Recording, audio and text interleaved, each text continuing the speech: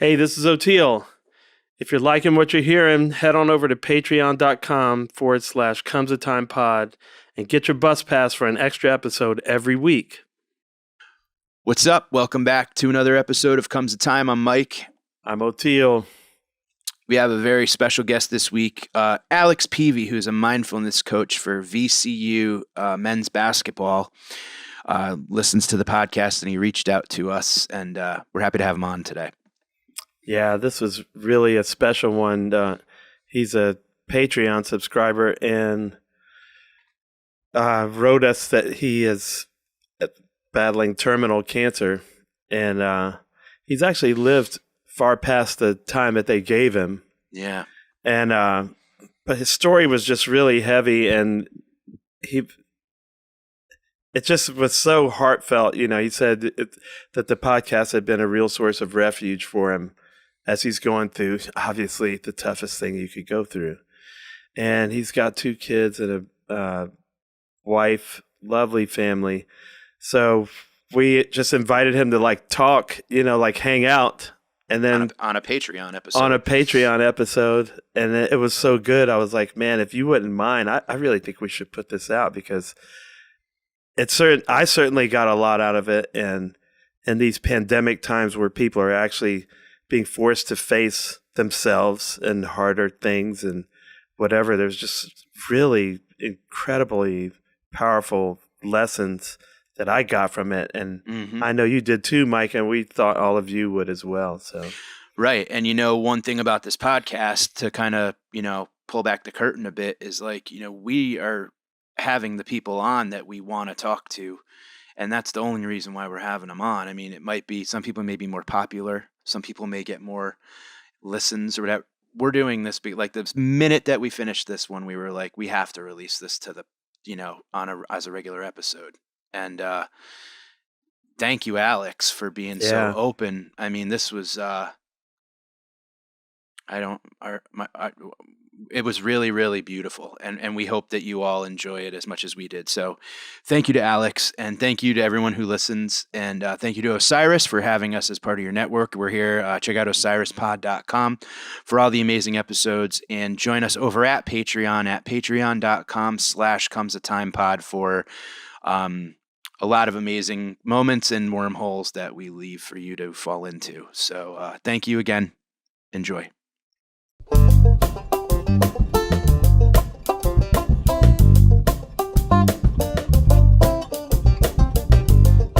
Good to meet you, Alex. It's good to meet you guys. I appreciate you taking the time to talk. Oh, yeah. Of course, dude. Absolutely.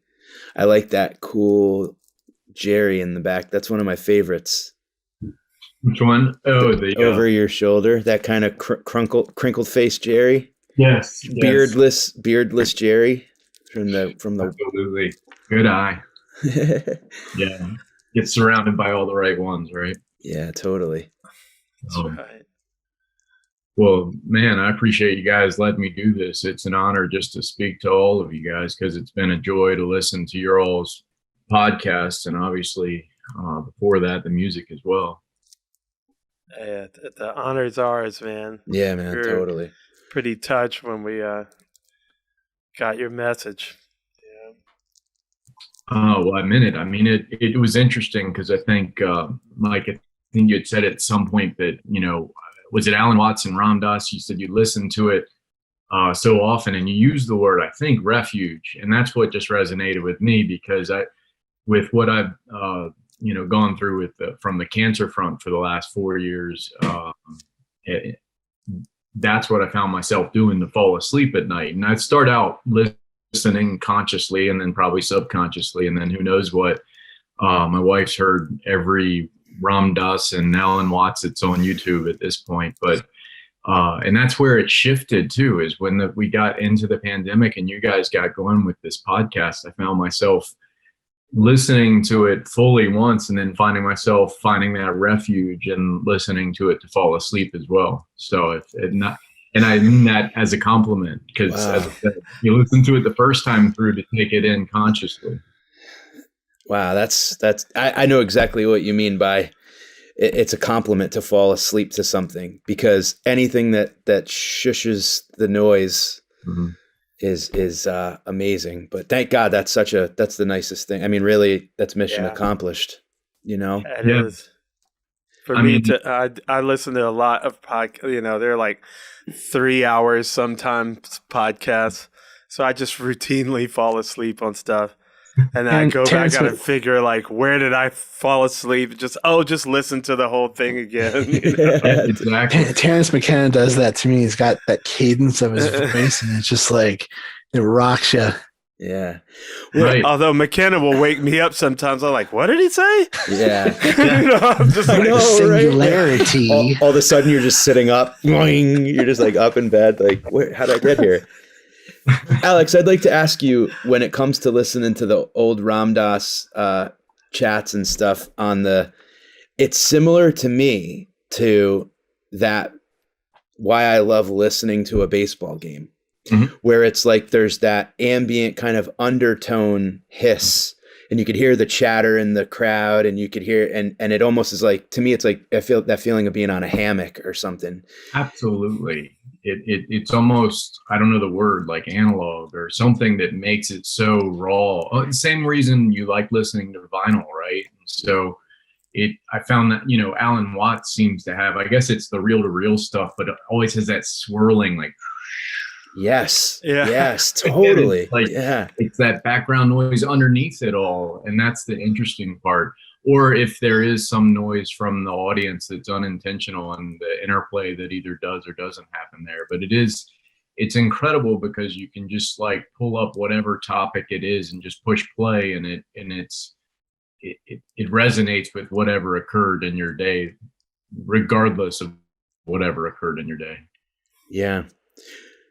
I think the thing that's so neat is, of all the stuff that was said on the podcast so far, that's what resonated with you, was just talking about listening to Ram Dass to fall asleep during the pandemic.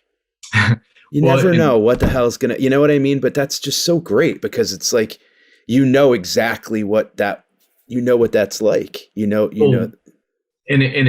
I'm sure some would be like, that's the most backwards compliment you've ever had, that no, I fall asleep to this. But it is I take it in first, as I said, I take it in during the day and just listen, but the nighttime becomes that cadence that allows me to drift off, because it's when I listen to music, and I love music, but I find myself listening to music, and then I stay up for it, and I don't want to miss something, and whether it's lyrically or musically.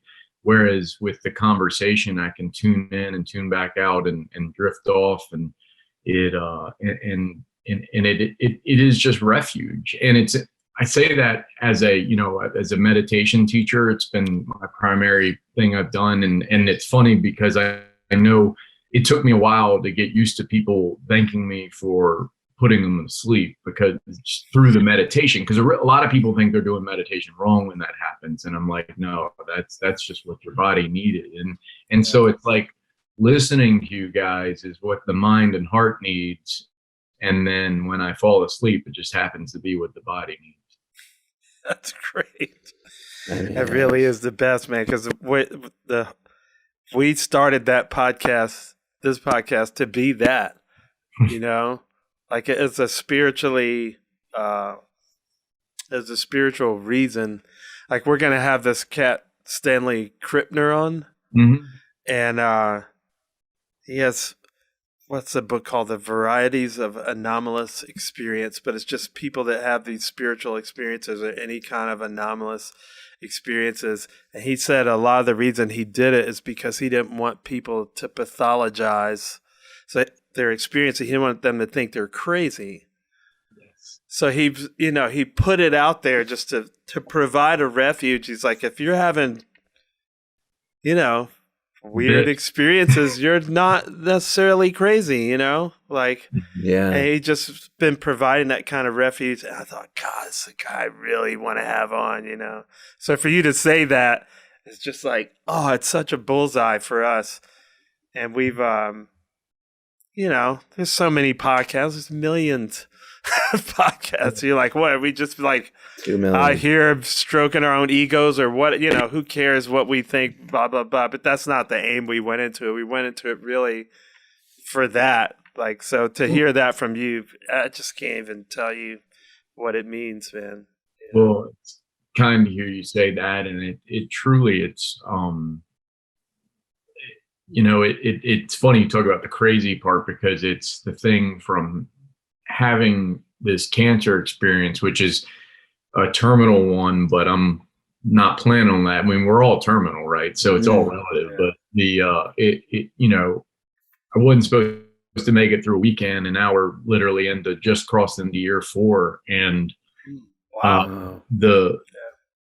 what I've found in the midst of like this proximity to death, we're always close to it, but when it gets put right in your face and you're like, oh, you might not make it through the weekend, you might not make it the week, okay, then 1 year, all right, another year, and so in this time of having that experience, even though like I've meditated across my entire life, this has taken it to that kind of that other level of consciousness that makes me realize quite often and again, I've worked as a counselor as well, and I say this with great compassion, is the crazy people are the same ones, right? And that's kind of the theme that keeps getting repeated here, in the sense that with heightened awareness, you have you see other things and experience things that others don't, but that's not in a superior or inferior way. It's just a kind of a vertical experience across timeline rather than a linear one, Yeah. I mean, how could you help it, man? If someone tells you you don't have long to live, you're going to notice a lot of things that the average Joe that's just, just kind of being pushed through life, like by life. It's a different trip. My ex-wife's mother battled cancer for like 9 years, and they gave her like a very short time, and she went far past it. Wow. And I was there for all 9 years of it. It was a trip, and it really, it changed everything for all of us, and because you're seeing things through her eyes, and it definitely brought more gravity. I mean, you can't help it. Yeah, it would make it brings the sacred out of everything if you allow it to. It can be an absolute grind, or it can be this beautiful experience. It doesn't mean there aren't hard days, and that's where it's this. I always I call it like the blessing of cancer. I mean, obviously, there's all these horrible things that come with it, but the clarity that comes with it is the ultimate blessing, and that's what you would not wish upon anyone in regards to how to get there, but you would hope something like what we're all going through with the pandemic and everything else under the moon right now, that would bring clarity to more, and that you would hope would happen at a higher rate than it is. But that's what I think these things are. They're all just opportunities for increasing consciousness and finding greater clarity. Not what's right, but clarity. You know what I mean? Yeah, for sure. And having the practice of meditation being such a huge part of your life, when you found out your diagnosis, did you feel like, kind of maybe in retrospect, that you have kind of a tool that maybe others don't? I mean, the fact that you are already experiencing that transcendence and that peace, did that help you in the initial, kind of, digestion of it all? It did. I mean, it almost in a surreal, like powerful, like this is why type way, and because I came into meditation just through a trip I did out west when I was like 15, and then I read a book by Phil Jackson at the same time, and that book was Sacred Hoops, is all about how he brought mindfulness to the Bulls with George Mumford and some other guys, and so like that planted this seed of where I'm like, oh, I want to this sounds good, and I enjoyed the experience I had there. And so over those years, I kept doing my own practice. Then I started teaching it. So while I got diagnosed, I was teaching mindfulness at a high school and teaching mindfulness as a just mental health skill to all the freshmen, and then mindful leadership to the seniors of how do you turn this outward. First, how do you learn about it inside? And then when you're a senior in high school, how do you turn it outward? And so I was teaching this as this unfolded. And that was what was so crazy because, we didn't know what was happening. It started with an ER trip because my kidneys were failing. So it started there because the lymph nodes were, obstructing the kidneys. And so it was a Friday morning, and the doctor just said, we still didn't know what was up because I was 39 at the time. And the doctor was just like, I'll never forget. He came back in the room. First thing he said, and I had met this doctor. I'd done a bunch of blood tests, and I didn't know who this was. But his first question was, do you have kids? And I said yes. And he said, I'm sorry. Wow. And, and I guess that's his moment of like full, like compassion and empathy of experiencing it. But that's where I was like, wow, this just took another level of where we're going with this. And so I went home, and my wife and I went to the ER and spent the weekend there. And then, as the weekend went on, my kidneys just continued to fail more. And then by Sunday night, it was like at 60% failure. So then we did surgeries Monday, Tuesday, Wednesday. And so to answer your question, there was so much rapid fire. We were just thrown right into it at the beginning. And then all of a sudden we just had to slam on the brakes where we're in the hospital together for a week. My wife and I was patient, but she didn't leave, and so, and this is in 2017. So, as we came out, when we left the hospital, we still didn't even know what the diagnosis was. But so we came back a few days later, and that's where during everything. So this was a 10-day period between going into the ER and then finally coming out a week later, and 3 days later, go back in for the diagnosis. And during it felt like being in the midst of a game. Everything is just happening and you're acting in the moment. But when my wife and I walked back down the hallway to go find, you're looking at that office door up ahead of you. Yeah.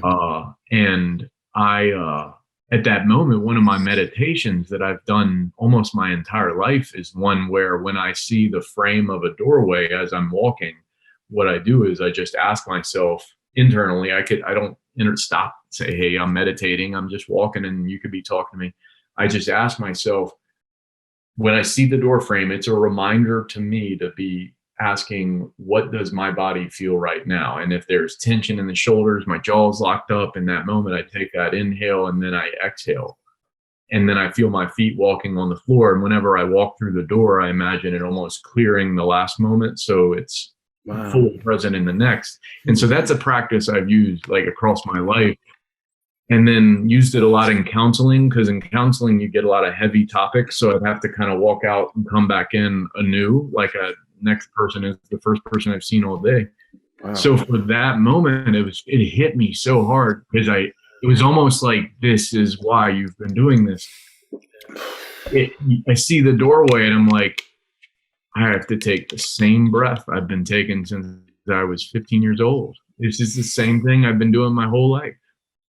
And I walked in, and we got the news and got the prognosis. And again, they said, okay, maybe a year, we'll see. And as we kept going, and so we keep pushing the outer limits, but it's the perpetual opportunity to immerse yourself in the present that's ultimately like the outcome. Wow. And it's not always easy, because the present sometimes sucks royally. And that's what, my wife certainly knows firsthand, but we go through what sucks, and then we come out of what sucks, and we're back. God. That's kind of like life is. Yeah, it is.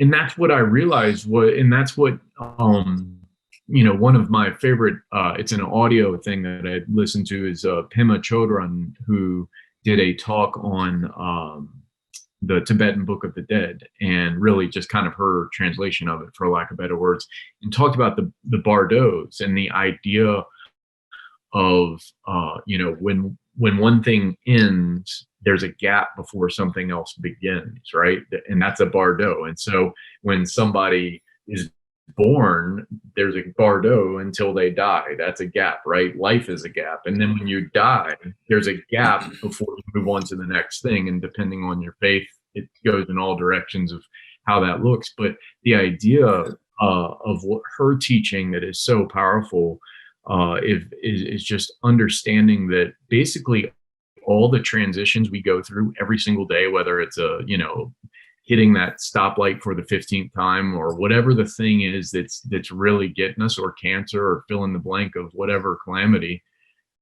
the transitions we face every single day are, if you can think about how you handle them, what I understand is that's how we will be as we handle the transition from this life to the next. So as you encounter transition after transition, it's not about not getting mad or not getting sad. It's the ability to recognize what you are becoming so that you can settle into it, release it, and have that peace of mind. Because the goal in the bardos is to, enlightenment comes with that peace of mind upon the transition. But it's not aspirational. It's just an outcome because you're practicing this over and over and over. And it really hit me in the face, that thought that every transition of our day is a practice for our ultimate transition to whatever that may be, whatever your belief there is. Wow. It's funny. Did you probably saw the Bob Weir podcast when he was talking about, hey man, I'm getting ready to die. That's what, and I thought that was probably the first like super huge, profound moment we had on the podcast, because I thought that's something I've talked to so many people about that are struggling spiritually. They're like, how do you, and I fail at it too. It sounds great, but they're like, how do you deal with, just life in general? And I said, I try to keep my death as close up in my face as I can, because then, I will value the moments with my children more, with my wife more, with whatever, every moment, this moment, and it's really true. And that the older they get, I feel like kind of the better I become at it. Especially a friend of mine lost his 8-year-old daughter to cancer. And it just, I was there, not there physically, but I remember when she was alive, and then I knew she was battling it, and then she lost the battle. And so, immediately when you have children, like if you think about that stuff with your own children, it just does this panic thing to you. You just have to banish the thought, Yep. And, but I couldn't, I'm not think about them dying. I usually think about me dying more than them, but whichever way it goes, like, it doesn't matter. Like, it makes you take these moments and really, my wife gets more, she's upset at the speed that he's growing. Yeah. She's like, it's hurting me. And I said, I'm 19 years older than her. And I'm like, I knew it was going to be fast. You hear all the cliches. Everybody warns you. And so I'm just like, just savor every single, It is so crazy how fast it is. And it does become cliche, and you get there. And that's where, I think about, again, for me, it was cancer. For each of us, we all have our own moment of catastrophe, or plural catastrophes in our life, but all our opportunities for us to slow down. And that's what I really hope. While we can't slow down all of our children growing up, I just hope the general pace of life slows down, so that when we do grow up, we don't age ourselves by the pace we're going on a daily basis. And that's what I found with cancer when I tried to dive back into work initially, and I can't right now. Right off the bat, when I tried to do it, I realized I couldn't get on that train so fast. It was like it's moving too fast for where I was in my body's functioning. And so I found a way of doing it part-time. But the point being, I was like, man, because of where my physiological threshold is at whatever 43 now, like I feel when things are too fast, and that shouldn't be a felt experience, or if it is, you would hope we'd all pull back. Mm-hmm. And we're not. We're ready to dive right back in as soon as whatever all this mess gets figured out. Like I just don't want to. And I know you guys have talked about it. The back to normal thing. No, we don't. That's not normal. So we're driven, and as much as we talked about it, and as much as I'm not going back fully, whatever. Like, I have three shows tomorrow. One Wednesday, one Thursday, one Friday, 2 Saturday, and it's all traveling to Manhattan or casinos or whatever. And yeah, it's you're right though. And there was something magical about 2020 when like you're able to kind of, the moment you experience during meditation, when you find that, I used to have this recurring vision during certain meditations where I would keep taking things out of my pockets. Mm-hmm. And I would keep sinking deeper and deeper into the water. So I could see the surface of the water, and I could see the underneath of a boat, and the sun kind of reflected it. And as I let go of things, I got deeper and I got further away from the boat and and I that's one that's like tattooed on my memory. And I remember feeling that in certain ways during the beginning of essentially a year ago now, the very beginnings, where I was just like, there is nothing to do but be right now. Mm-hmm. I could I could watch the news again. I could memorize more statistics and more numbers, but what's that going to do, And it felt weirdly like a meditation. That's so right. Yes. And because it's ultimately a meditation is what's testing you now. Like what is calling to your attention or whatever, like what. And so where is if meditation is the intention of our attention, what at this moment is calling to our attention? Right. And that's where, in the dream, it's the boat. So it's the felt experience of separation from it. But in this moment, it's the felt experience of the kind of the uncertainty of what comes with a pandemic, which is a lot of uncertainty, which is interesting because, again, back to Pema Chodron, she talks about one of the keys for us to the path of these bardos, or really any way of just having peace with passing when you get there, is being able to meditate on groundlessness, not just impermanence, which we know is inevitable, but that right now is even groundless, even if and that's where I think we've gotten away from, the fact that we are of nature, not separate from it. Right. Yeah. That I like my house and we feel protected, but really something invisible can change the whole world in a short time. Meditate on that groundlessness, right? Yeah. How old are your children, and what do you have? A boy and a girl, and they're 10 and 9. They're 20 months apart. So the goal was 2 to 4 years, and I think we had a conversation, and they were 20 months apart. They're awesome. They are really sweet ones, Bodie and Jane. So big brother and little sister. Oh man, that's great. And they've been to. I got them to. The other thing that, admittedly, that cancer expedited my desire to make sure they come to some concerts if they have interest in it. And we got the headsets, but they've gotten to at least one Dead and Company down in Raleigh a couple years ago. They were up in the with their headphones, and sitting in the family section of the whatever, that they have those now apparently. But it's been fun taking them out and seeing the world through their eyes. Yeah. Oh, yeah, man. That's great. We got the little pink headphones for Kavi and the blue ones for Nigel, the little runway. They love it. They eat it up, and they it's kind of like being at the beach. They go a while, they crash, and they're back up again. And it's but they just love it. It's kind of like everybody else there sometimes too. But it's the just the pure joy and the fun of it, and having them right now, at least, enjoy the music their parents do has been really fun. That's awesome. Have you did you find yourself during, obviously with the pandemic, we were all kind of, forced to stay in and all of that. Did you find yourself listening to anything musically in particular that brought you peace and brought you some smiles or tears?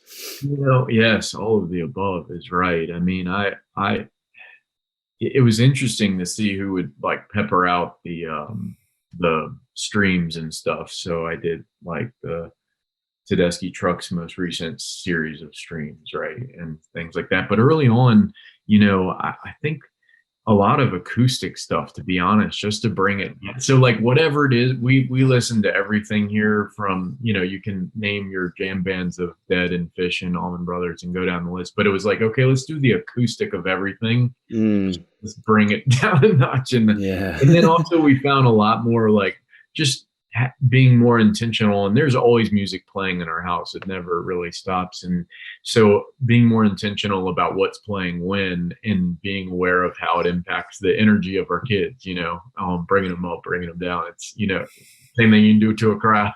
So it's like, it's mind control in the house with our music. But I'd say what my wife and I have done really throughout cancer a good bit is having fun with some tunes, like some Dylan stuff or whatever that we then create our own story out of. We'll listen to a song and then we'll elaborate on the characters in our own. Oh, that's awesome. That's cool. Because for a while we're sitting around not going anywhere, especially with the cancer thing. We didn't know what comorbidity was there. So when we find ourselves sitting around, we do, well, she entertains me by enjoying doing things like that. But what we do in the hospital like that, pick out tunes or pick out a whole show and just listen to like that we've been to and kind of revisit that show. Oh, that's beautiful. Did How did you end up on the bus? What's that? What's your story? How did you end up on the bus?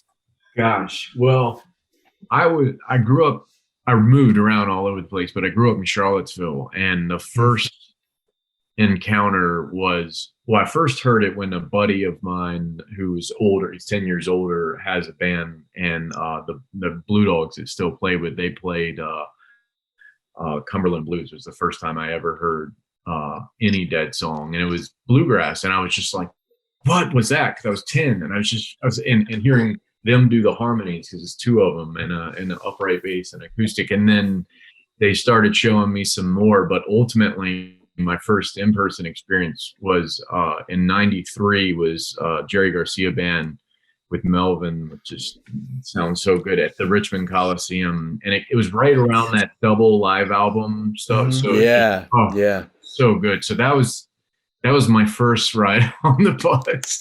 And then you must have had a lot of early Dave then, right? Yeah, because he played like every Tuesday, I guess, at the local kind of Tracks was the name of the place. Tracks, that's where ARU played. Yes. All the time. The Tracks. Yes. Lots of ARU, until you guys in Richmond and Innsbruck, and all good. And so, so Charlottesville kind of started growing because I guess Corn Capshaw and everything with Dave, just the music's there really just started growing, as you know, and really kind of a wide range of music too. And so I ended up going to Virginia as well. We went away, and I lived in Alabama for 4 years and came back. That was an experience, and that time, because it was such a cultural change for me from where I was in Charlottesville. So what part of Alabama? 'Cause I lived in Birmingham for 18 years. Oh wow, we were at Tuscaloosa. My dad worked at the university, so we were like, everything we did was about the university. Yeah, it's different than Charlottesville, Virginia. Yeah, that's for sure. Are you still teaching your leadership courses? I'm not now. I was, and then when kind of cancer hit and I got off that kind of, as I said, the train, it was just I couldn't keep up. As a counselor, I felt I didn't want to be negligent because my big issue is I don't know what day I'm going to be feeling like what. Every day is different. Oh yeah. So I stepped away from school, and right when I did that, one of my good buddies who I coached college basketball before going into counseling, and Mike Rhodes, who's the head coach at VCU, when I stepped away from the counseling job, and he and I went to grad school 20 years ago, and he's like, "Hey, let's work together. Like we've been friends, but we've never worked together."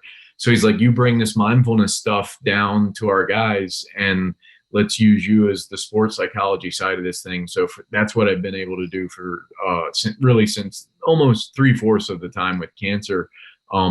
But then the pandemic hit, and so that when I had last March, actually it's crazy because we were at the Barclays Center that week. You guys were at Madison Square Garden that Tuesday. Oh yeah, in March.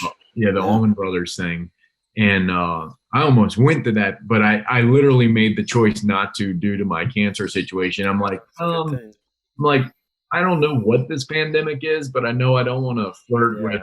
Yeah, New York City so too. Yeah, hopping in a cab because we didn't play till Thursday, and so. But what was weird for us was it was the A10 tournament, and so they decided no fans at all. We were supposed to play at noon that Thursday, and we get to the arena and at Barclays, and it's blacked out like a concert, so all you could see was the stage.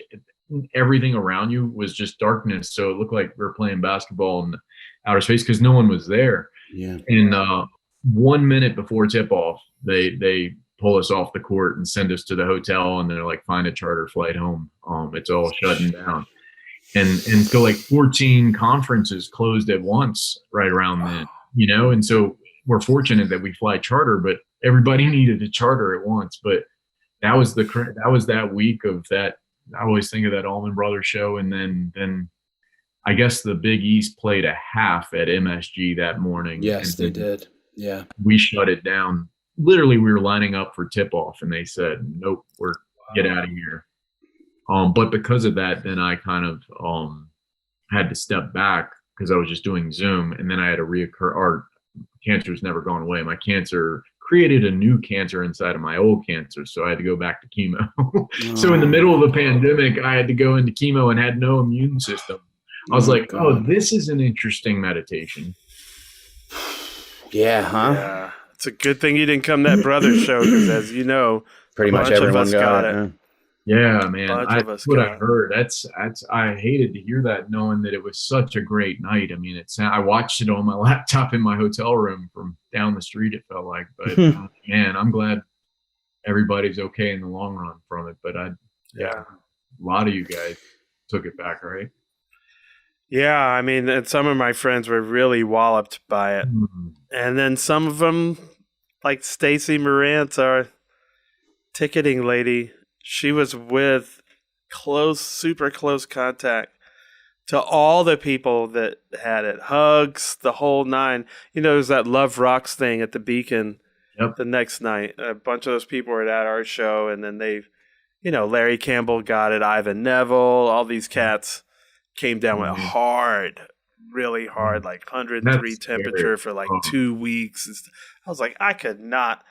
And who knows what I could take. And that's when you don't know what's going on either. Yeah. Like, no info. There was nothing. Mine was a 2-dayer. Like my wife, we weren't even sure because they weren't testing, unless you were really bad, they were like, keep it moving. Yeah, they were being overwhelmed. So it wasn't until my wife lost her sense of smell. She was cleaning the tub out with bleach. And we thought it was it, but we didn't, we couldn't get tested. And that's such a bizarre symptom. Yeah, and then she was like, normally she could barely do it. And she was like, hey, man, this is and later on we got antibody tests. But it was only like a 2-day thing for Jess and I've had many other flus that were much worse. And so we got lucky, honestly. I remember being at Sirius XM Studios right in Midtown and looking through the windows. We sent one of the folks that hung out at the radio show down to one of the Rite Aids to get a digital thermometer so we could check our. And she said that people were like buying as many as they could of everything and scattering. And we're looking at like people shutting off lights, packing up their desks and like leaving. And we're sitting there kind of going like, we take a commercial break and we're like, should we be like getting the hell out of here, you know? And I remember I had to do my very last spot at the Comedy Cellar, and I held the microphone and they sprayed it with Lysol, and we put the thing you put over like a half a lemon, you know, like to keep it in the fridge, the little hat. Yeah. And we put those on the mics and then dropped the microphone in a bucket and walk out. And I got in my car. I felt like I held my breath for 3 hours. You know, I ran to Queens, grabbed what I needed, and then ran up. My wife's a nurse practitioner, so I kind of just wanted to make sure I got to her before, like, there was room, like they were going to close state borders down, and you know, you weren't going to be able to get home and all that. And that was like you didn't know it was like a, you know, Twister or something, you know, like you're running from this tornado of fear. Yeah. So They were trying to tell me to get 90 days worth of medication, and like half my medication, I can't get more than 30 days worth. They're like, no, they're all, and so just creating that fear, you know, which is not necessarily legitimate, but you just don't know. And then the unknown. I mean, I had a surgery that it delayed, I guess, 3 months, but you know, everything, you know, I love that whatever is right, you just make right. You know, it doesn't mean that you have to like it, but we roll with it. And that's what I'm curious what you guys, especially, I mean, I think with you guys in the performance industry, like, what do you even anticipate for you all? Because I've always worked with performance in the return, not just like getting back on stage, but what it'll feel. I think of my son who was with a group of people and thought it was so loud because he still does virtual school because of my situation. And it was the first time he'd been around like 10 or 15 people and thought it was loud because he had not been in a cafeteria or a classroom. So like, what do you guys even anticipate in regards to your own first experiences? And does that also then like become the meditation itself again? Well, I mean, if you want to go first, I'm back. I started. Right. So it's been weird. And I avoided, I said no to a lot of stuff because I wasn't vaccinated. And I decided that once I got vaccinated, and again, I mean, I'm a very proud, I don't know it all. I ask my wife what is real. And I say, is it okay? I ask her like she's my mother. I'm like, can I go do stand-up comedy now? And she's like, yes, you can. Just wash your hands. And then I started putting out my, you know, so before New York City opened, I did a weekend in Providence, Rhode Island, and it was limited capacity. And it was very exciting to see other comics and to see the owners of the club and the staff that they still have their jobs. And these were people that I've known my whole career. And that was something that was like, you know, the people, that's a club that I started at early. And, you know, so it was really nice to be able to go do that.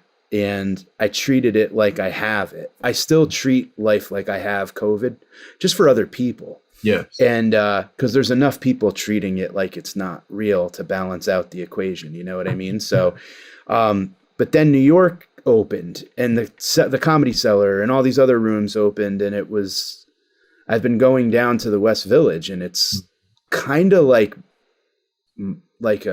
spring break-ish, where New York's back. And, you know, I walked by Washington Square Park down in NYU, and it was like jamming, you know, and some people have masks, some don't. But it was to see the staff and to see them smiling and to see the rooms full of fans and to see my, you know, friends who I haven't seen in a year. That felt amazing. Getting on stage felt very weird.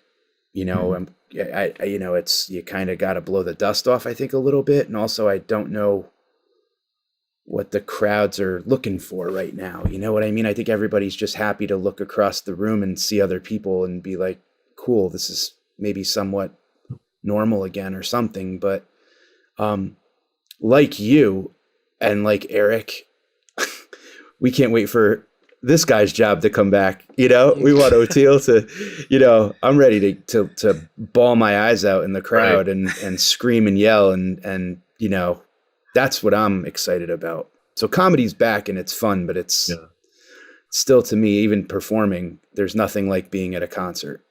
Yeah. Yeah. It's for me, I don't know. I really wanted a break. Like I really related to what you said about the acoustic thing, because a long time ago, and God, this had to be, I guess almost, well, I could say exactly, because Nigel is 6, so maybe 6 years ago, or 7, I started feeling very like things were just too loud and too hectic and whatever. I would spend 2 months every year or 6 weeks in New York. 2 weeks after I was there, I was like, I got to get out of here. It's too crowded. It's too loud. I'd walk out and just put earplugs in. And when my wife moved to Africa, first year we were married, and I picked up her banjo, and the banjo completely retuned me, because I had been saying the band's too loud. I was like, inner ear, why does that?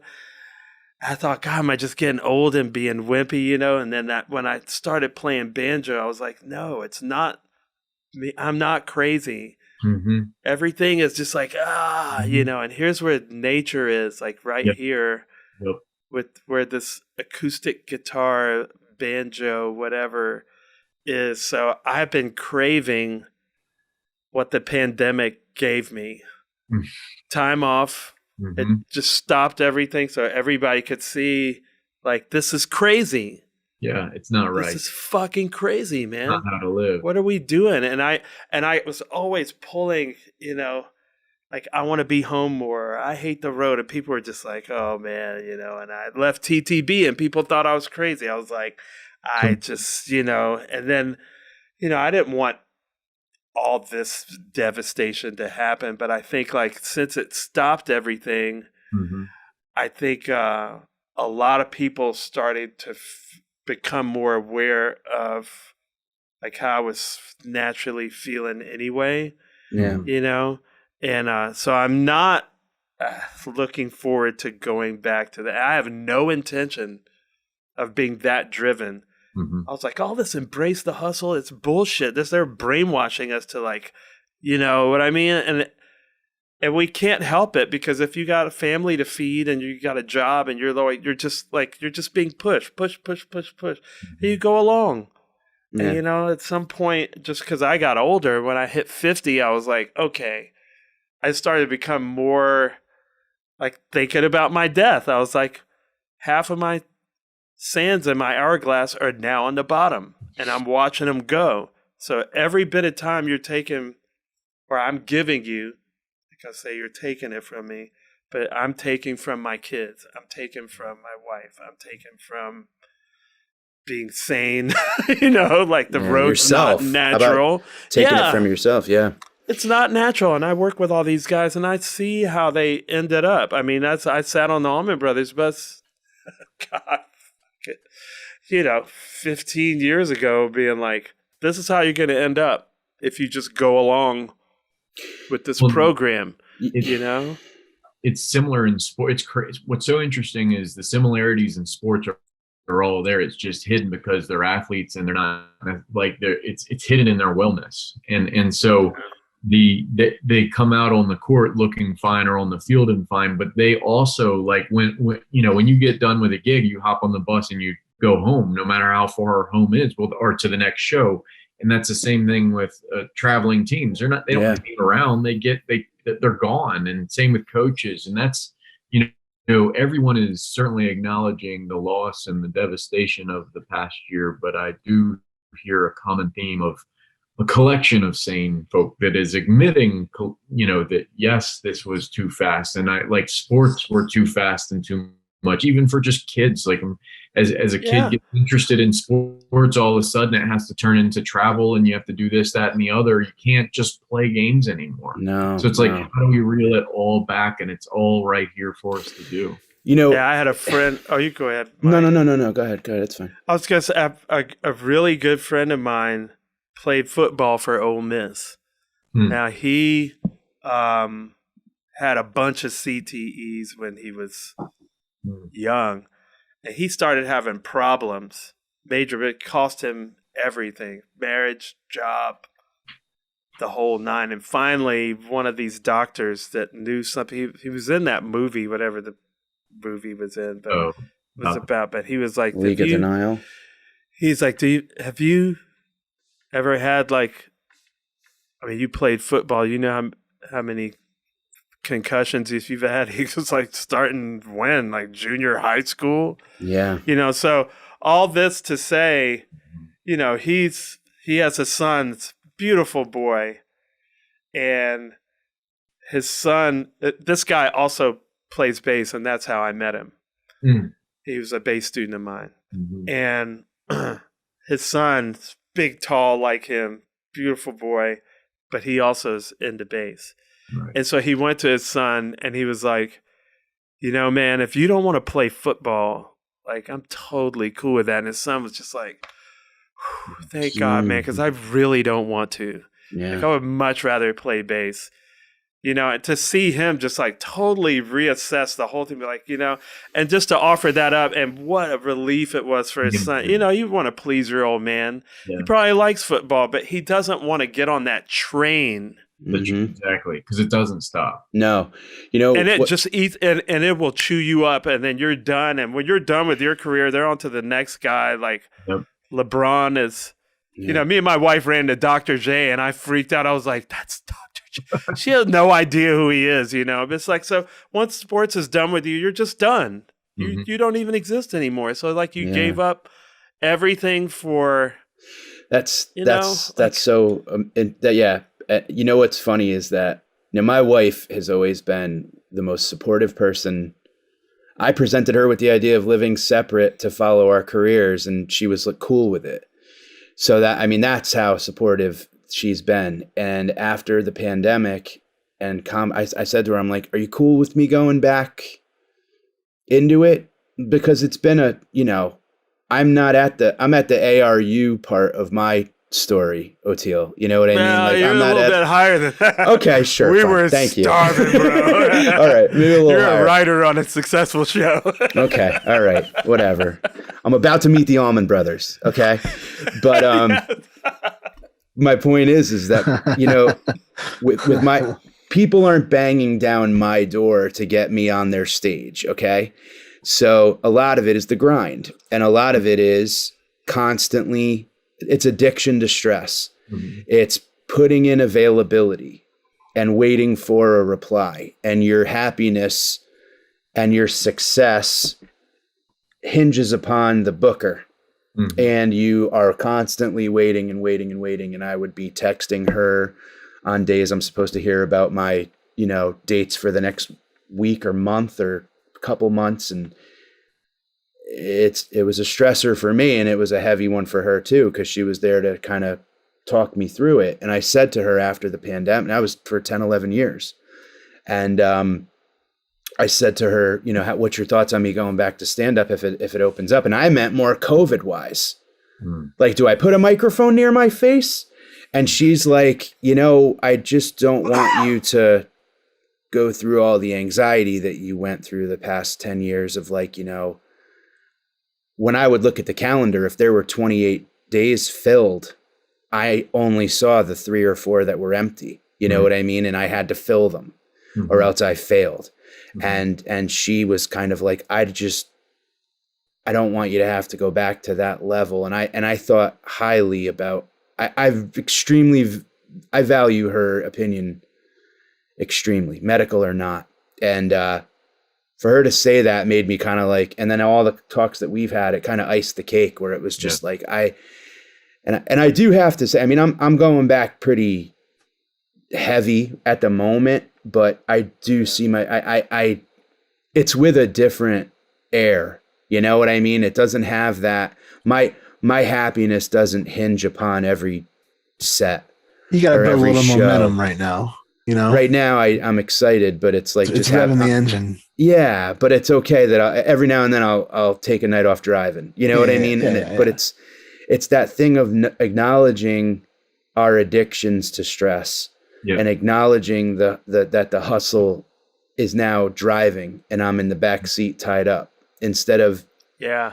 You know, I started saying on stage last year, like, I'm living my dream and it's a nightmare, you know, because it's like, where did I lose this? This is why I quit the corporate thing. This is why I quit everything else, was because I wanted to be working for myself. Now I'm working for 100 bosses across the country. You know what I mean? And it's just, it's fucking nuts, man. You know what happened to me? I was listening to some podcast or something, and this guy was describing the stress that he goes through, like, leading up to a performance. Now, for me, I'm like Greg Allman. I always get really nervous. In fact, he was way worse than me, and it never went away. And all mine manifests in my stomach. So I just, like, feel like I got to shit. Yeah, totally. You know, just like I ate something, feels like I ate something bad or whatever. That's just what. So as I'm listening to this, my stomach, it's like Pavlov's dog. My stomach starts doing, because I'm like going through my steps of when, and I can always tell what time a show is. If it varies, doesn't matter, because about 2 hours before, my stomach starts to clench like that. And then all of a sudden I'm in the full thing. And I went, I don't fucking miss this at all. So, you know, one side of me, if I was a normal person, would be like, oh, yeah, your chops are down. You used to have this, you know, like, you're not used to it anymore. And I was like, I don't want to be used to it. Yes. Yeah. Ever again do I want. Now, I also have to balance the other side of that seesaw with, I have a much greater appreciation now, because when music becomes your career, then it does something very unsacred to it. So now I've reattached with how much people need it. I kind of got back, because of my guitar player friend and teacher, to like where I feel about music, like when I was 17, just up late working on stuff. So now I'm like, okay, it's worth going through that stress for the sacred part, but not the daily grind part. For what? Like, for money. So if I have more money, that's more time away from my kids. You know, which do you want more, right? So, but it was weird, like, listening to that podcast and then having that experience completely now in my happy place and being able to A/B. Like, you were right back then. You weren't crazy. You're like, I don't like this. It's not natural. Alex, have you ever listened to the podcast Tremendous Upside? No. So, unfortunately, it's only about 6 or 7 episodes. I really wish and hope that Shamika Holtzclaw's the host. And she's a Hall of Fame WNBA player. And she interviews athletes, professional athletes, about their bouts with the self-criticism, anxiety, performance anxiety, the hustle, like everything we're talking about. And, you know, the substance abuse, the constant beating yourself up, the loss of family because of the career and all of that. And she's very open about her depression and her, you know, self-criticism. And, and the Hilarious World of Depression is another phenomenal podcast that John Moe hosts, where you hear from comedians, actors, actresses, musicians, and it's just normalizes these. It once you realize that you're not alone in this, it's like, oh my God. It's like when I started comedy, it was like a world within a world. It's like a pack of, like, these people get me. Holy shit. Like, they've been around all this time. Like, I finally found my pack. And when you hear these folks, like, I've grew up playing sports. I love sports. I love what it does to you, you know? And to hear, you know, some of the most talented athletes in the Hall of Famers talking about how they were always scared that they were going to lose their job, or they were always scared they were going to get old, or they were always scared that they weren't going to be as sharp as they were the day before, or whatever. And, you know, everything was going to go on without them. It's very interesting, you know. And it goes back to what you said, O'Teal, and that you lose the sanctity in it, right? Because we used to do it for fun. Right. So it all changes. It does when you do it for inspiration. Yeah. Like, all these things that used to be, if I didn't do it right that time, but that's okay because I'm getting close. Yeah. You know what I mean? Like it would be a source of something good, Yeah. and then it all gets flipped. All gets You know, like I follow all these people that I don't consider myself like a socialist, but like I guess all the people that I follow are social. They just rail against capitalism. I'm like, well, capitalism is not bad, you know, but I'm really starting to wonder now if just where we landed on it is just bad because it flips all these things, no matter whether it's creative or not. Yeah, Yes. totally. You know? Well, you know what it is? It's the definition of, and Bob Weir said it perfectly in the other one documentary about the Grateful Dead, where he said, we wanted to sidestep fame and be successful. And that's that thing of like, we all have to have, I mean, every single one of us, every single day has to have a definition of success for that day, especially now because everything's changing every day. You know, like for me right now, the definition of success is getting through the day without watching the news. Like if I go to bed without and I go, cool, I made it a day without the news. Fantastic. Like that's success. Let's see if I can make it too, you know? And it's right now it's getting up and remembering the jokes and the order they used to be in and the pauses I would take when before it was like, got to get an hour ready. I got to get a tight, clean 5 for Fallon.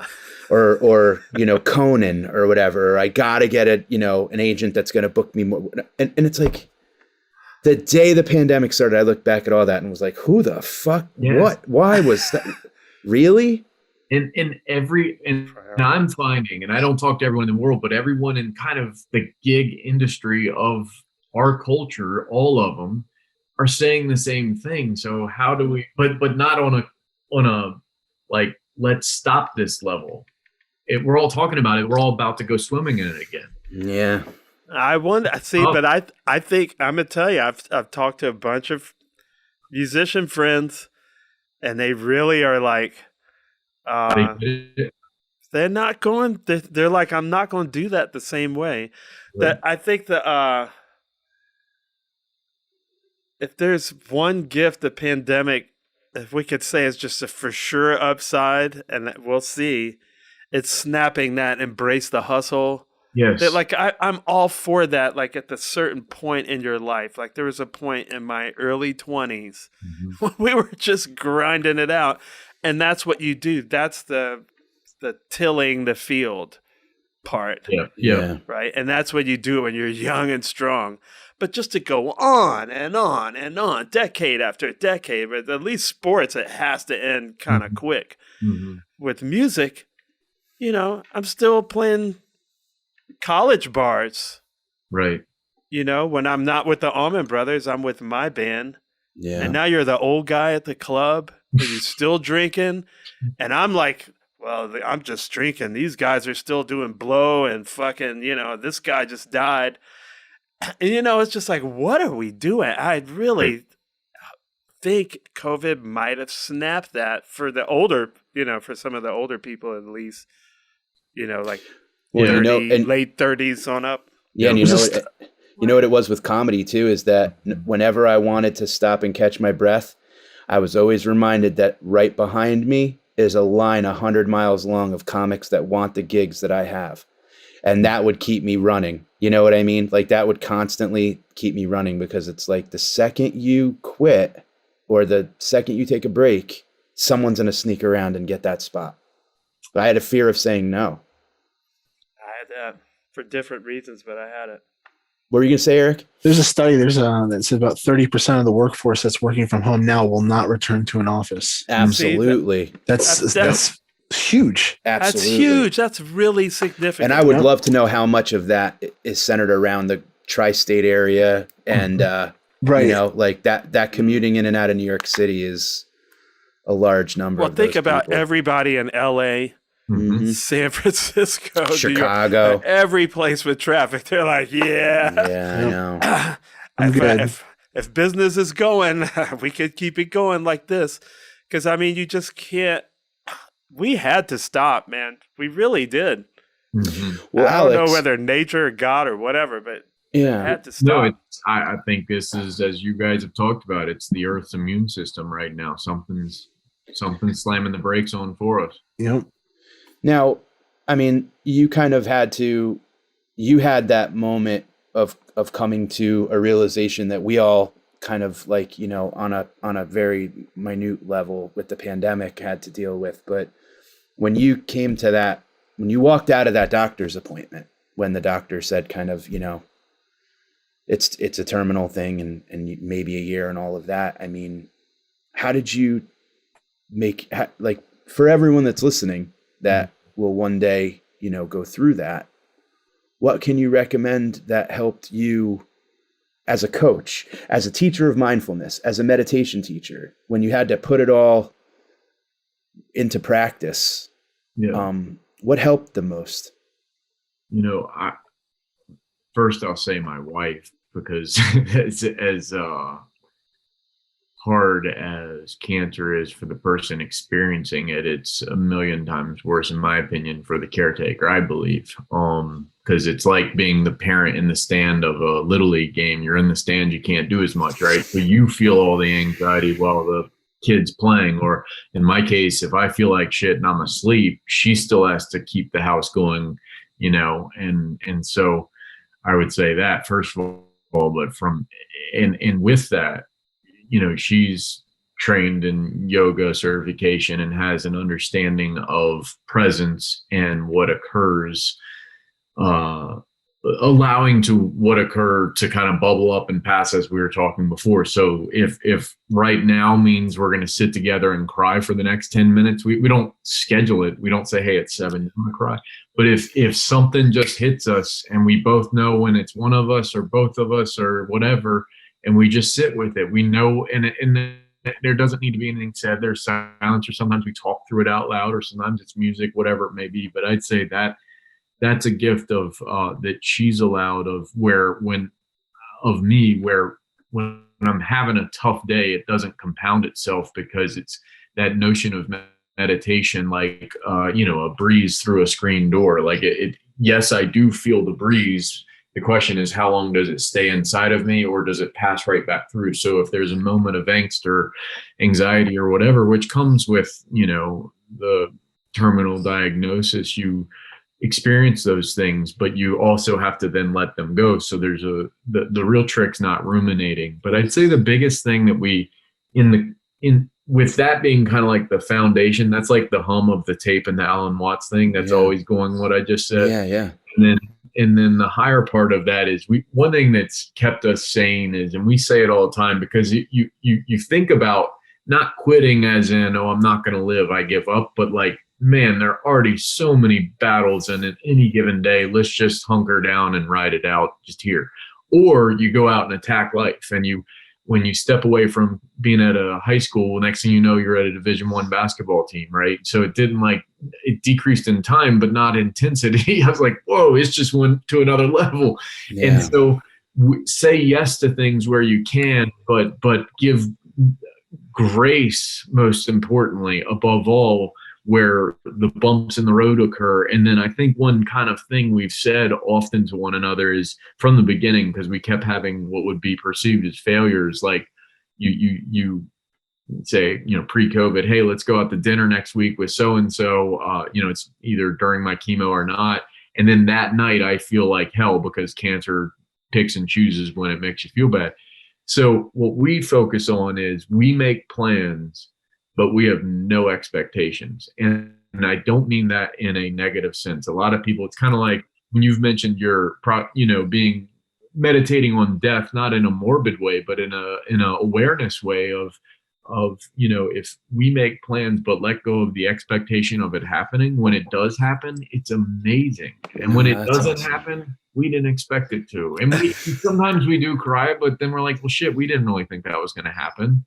Yeah. And so we try what we can along the way, and the pandemic made that kind of double down on that effort. But yeah, we keep putting things on the calendar, we keep making plans, and we let go of the expectations, because sometimes actually the expectations we set are too low. And so when you let go of those things, you get blown away, because it's so much more. Yeah.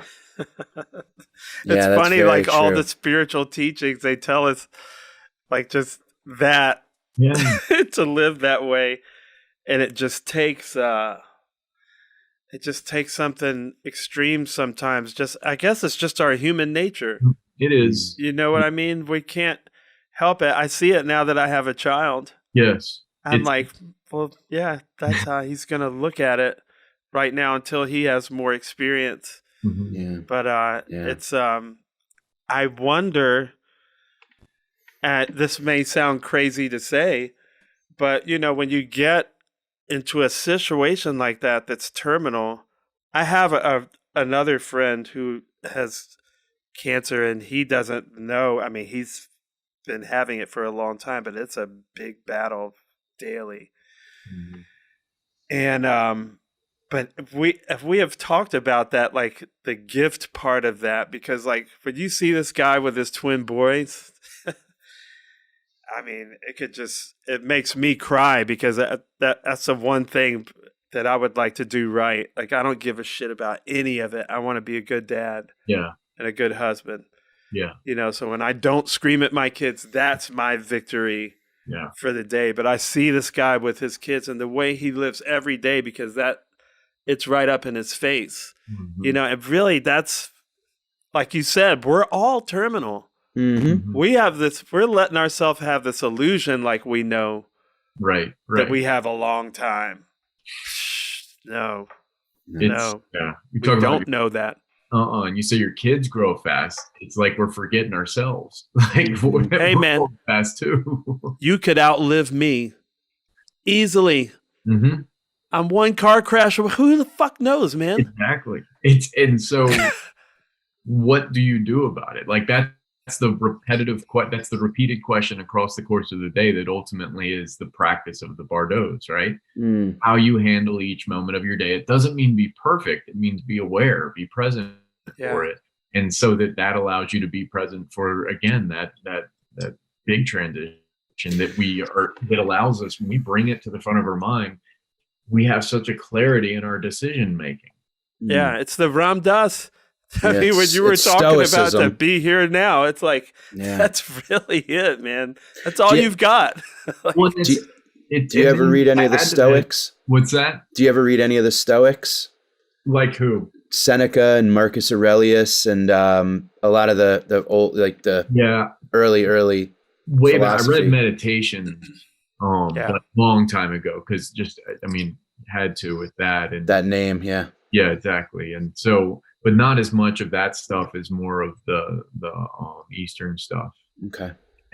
But what I enjoy most out of all of it is, like I said, the Joseph Campbell's work, where you just or anybody, where you just keep reading all of this Oh stuff. yeah. And Yeah. you consistently find the same thing over, like you said, all world religions are telling us to do the things we're talking about, and we just keep fumbling this. And so it's like, whatever faith you have, the instruction manual is the same. It's just the characters and the story changes a little bit. Yeah, totally. oh, when you think about it, all these ancient people, they had old people Mhm. and they had people that dealt with death.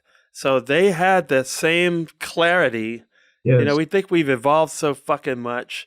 I'm really not convinced of it, because we certainly haven't spiritually Mm-mm. evolved, because those ancients nailed it, man. But for those reasons, like when you get older and you could see, oh, that didn't matter and this really mattered. Or I watched that guy.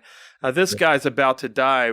What's he saying that matters now that he didn't think mattered as much, you know, before? I've heard a lot of the, you know, therapists that I went to, they talked about people on their deathbed saying, you know, I wish I had spent more time with my kids. Just like you just hear it over and over again. So these things are, you could get this clarity if you get to a certain age or in a certain circumstance. And that's my thing, that's why we wanted to do the podcast, to talk about that. Yeah. So we can hopefully shake ourselves up for each other and anybody else that happens to be within earshot. Yeah. Like, you know. And the fact, and Alex, honestly, like the fact that you said that you were able to sleep to us talking. Oh God, you have no idea. I mean, yeah. I mean, that's literally the most beautiful thing ever. I mean, because I remember holding on to my phone like it was a pacifier when the pandemic hit, and my wife was like, you know, working a million hours at the hospital or whatever. And I found that, and I listened to that Ram Dass, and it was like the hiss of the tape. And I would like try to put myself in the room that he was talking, and what did the room smell like, and who was sitting next to me. And then I'm out. That's it. And it was like, it's like he met me in some, you know, like he was there when I needed him. And the fact that you experienced that same thing is so cool, man. When it goes back to we're all just walking each other home. I love that. It's the same thing over and over again. And we're so happy that you stopped by to say hi while walking home. Well, I appreciate it much. Is there anything at all that we can, and our listeners, or anything, you know, anything we can do to help, anything that we can, you know, any sites to support or anything like that?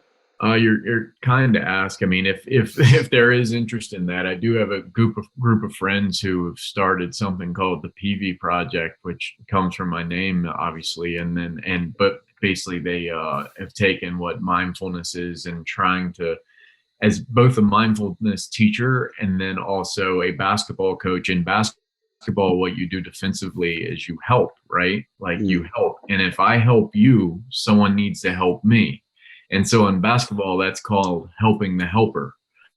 So if I help you and you help me, that's helping the helper, and we're all covered. And so I love that. Yeah, that's amazing. It's like the wounded healer, OTL. Yes, it's Chiron. It's the wounded healer. And so the Peavey Project, the intent here is what these guys are doing who've gotten all kinds of training and certifications, and who I taught the class with before I left the school just to focus on staying, you know, healthy from cancer. They started this just recently. They're just now getting a website up, but the goal is, you know, they're going to, you know, make money, generate money by going into corporations and helping the corporate world become a little bit more higher levels of consciousness. Let's put it that way, a little understanding and compassion and empathy, including of the self. And so that hopefully the decision making that comes out of those mirrors that for all. And then from that, they can generate the funds necessary to turn around and help the helper. And the helper intention is at no cost, try to find the people in the community that fit that role. You know, if you're whether in the front lines of COVID, or if you're at a NICU ward. Both of our kids were preemies, and I think of the NICU nurses that are such angels that took care of our kids. I think of caretakers like my wife. But anyway, it's like any firefighter, whatever you can think of, teachers right now, you can go down the list of who is a helper that had to step up because someone else couldn't. And what these guys want to do is provide mindfulness to them for free, so that they can have those skills, life skills, for not only their own mental health, but then to turn that around into pay it forward back at their own work, right? So I love this. If the helpers are feeling better, they'll then do the helping better, and it's just, so that's the goal there. But so it's brand new, and they don't even have a website up, but they have. We'll do whatever we can to help you with that. They do have a Venmo. Am I allowed to say that one? Sure. Yeah, absolutely. And I'll tell you what, let's give them a tip on how to change the corporate mindfulness. 3 words: dose the Keurig.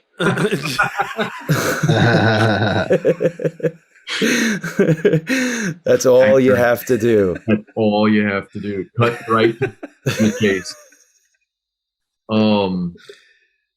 Let's see. I'm trying to find it. It's at Peavey, like PV amps, which I'm not related to at all. I was going to ask you about that because my first amp was a Peavey.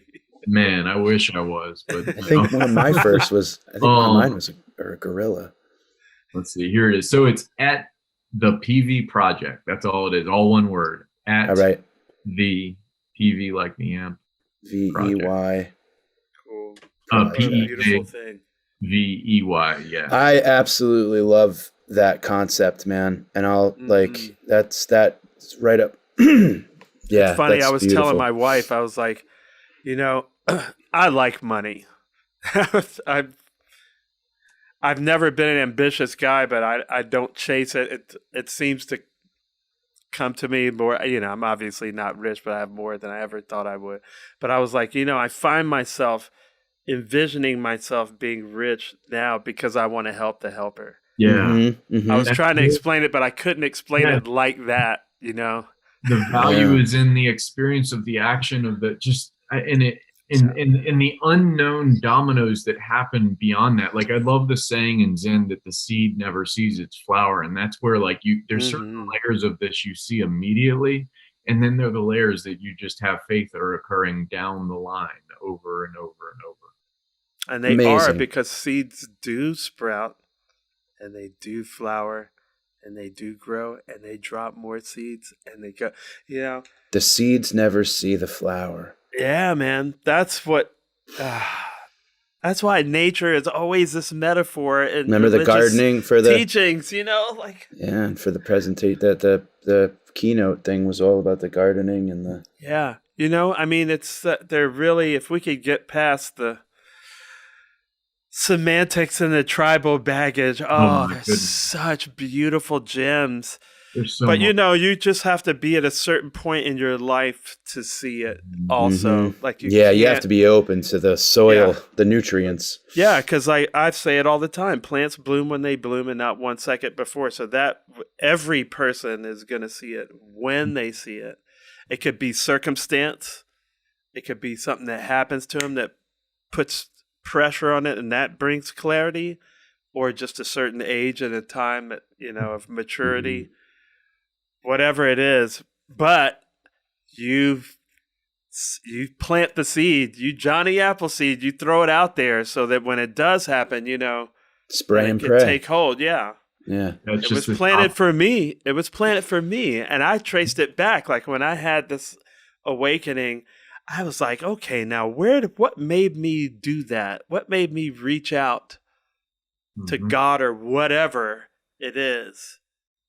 And then I found out I had even written a song and it said, all you have to do is ask. And my mom said, don't you remember that? I used to whisper that into your ear since you were a toddler. Holy cow. And I had written this song, like initially it was instrumental in my 20s. And then when I found God, I put these lyrics to it. So that's in my 40s from a seed planted when I was a toddler that saved my life. There you go, buddy. I would have no kids, no wife, probably might not even be alive. Right? So that's where I just go, okay, we got to plant these seeds. And so that's the podcast. Finally, I was like, you know, I want a way to do this, you know, that's not the shiny thing that music is. Like you could take that, you know, there's these rare people like Stevie Wonder that get this fame and then they just have this heightened state of awareness and they can lead people like a prophet. But that wasn't my, you know, the fame wasn't my lot in life or whatever. So now I'm like, oh, it's the podcast, you know? And so just having you here on this, right? I just have no idea, man. Like, or you do. You do have an idea. You do totally know. You do have an idea. So, thank you. Yeah. What a gift you're giving us, you know. And I'm glad we were able to give you something just from the bottom of our hearts, and it's nice to know honor, that man. it was, you know, received that way. Oh, it's received every time. I look forward to it. So thank you guys for putting out what you do. Stick around for a second, please. Don't go anywhere. But thank you, everybody, for listening. And you'll be hearing more about the Peavey project for sure. We're taking this, and this is going to be big. Yeah. All right. Thank you, everybody. Goodbye.